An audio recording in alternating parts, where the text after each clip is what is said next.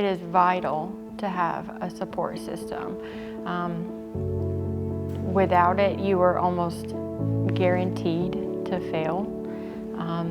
We weren't meant to do life alone in any capacity, but especially if you've struggled in the area of addiction or crime or any of the things that lead us into being incarcerated. It is absolutely vital that you find that support system. The relationship with God, of course, is first and foremost, but to also find your community and find a mentor and people that will pour into you, that will call you on your stuff and allow you to be who you are and push you to be who you were meant to be.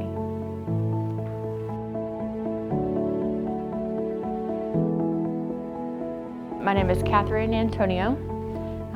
My addiction started when I was 12. I was in and out of jails from the time that I was a teenager until I got free at 26. The addiction started with marijuana and it progressed to hard drugs, but for me it was literally anything that would numb or take away the pain that I was feeling.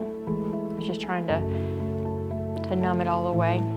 I come from a background of abuse and just a lot of trauma and a lot of things that led to a life of addiction, and that's mainly where my correctional facility stuff would be, like multiple drug charges, in and out of jails, a lot of probation violations.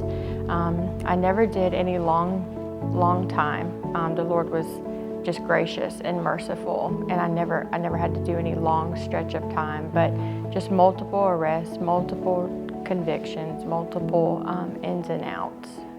So I had gotten my third drug charge when I was 26. And I no longer loved the drugs. I hated the drugs, but I didn't know how to be free. And I continued to use, and my family was always, they didn't approve of what I was doing, but my mom always stuck by my side, and she was always praying for me and always encouraging me to come to church and to do better.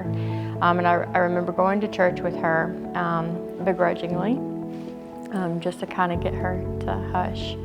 And but I had left that service raising my hand for salvation. But again, I was entangled and I was in bondage and I didn't know how to stop using.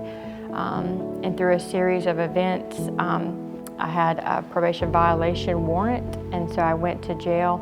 And it was after that I just, I really feel like the Lord just sat me down. I had some quiet time to really just kind of reevaluate my life choices and really just decide this is not who I want to be. This is not what I want to do. At that point, I had 2 children. This is not who I want my children to grow up with as a mom. This is not, you know, I certainly wouldn't want them to follow in those footsteps.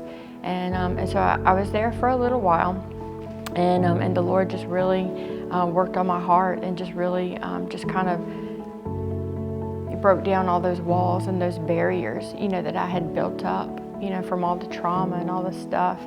And so when I was released, I still didn't know how to be free. I was still just so entangled. And I remember just crying out to the Lord, just sobbing, just on my knees. I'm like, Lord, I don't know what to do.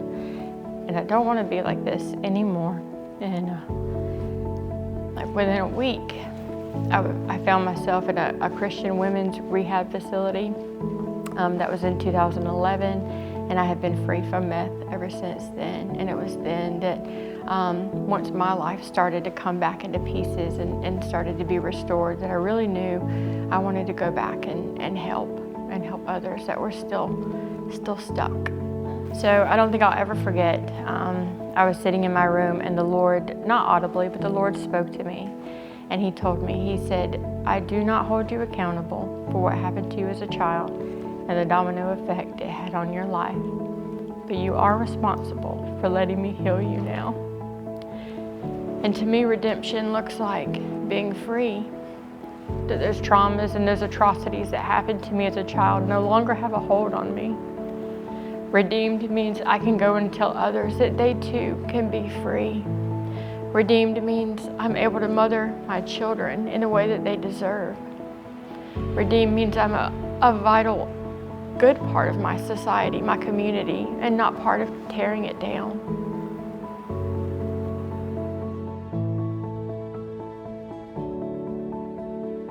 I would just say, like, never give up and never give in, that it's not too late. No matter how many times you fall flat on your face, and get up again and try again, that it's worth it, that you're worth it, and that your life has meaning, and that everything that the enemy meant for evil, all the bad stuff that happened or even that you did, can be redeemed and can be turned around to help somebody else.